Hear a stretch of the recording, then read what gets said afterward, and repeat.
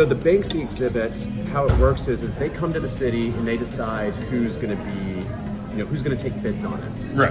And then, when did we find out that we won the bid? We found out like 3.5 weeks ago, before Less this than opened. that. Oh, wow. Yes, less than that. So it's a probably. surprise to everybody. But I think that kind of goes with the Banksy culture, because Banksy would go tag a building, and then he would hire bike messengers in the area, and they would litter marketing. Right. And that's how people would find out, or guerrilla marketing tactics. So I get what they're doing, and it was just, it was something different for us, that's for sure. It's been a lot of work. You're in a museum. Yeah.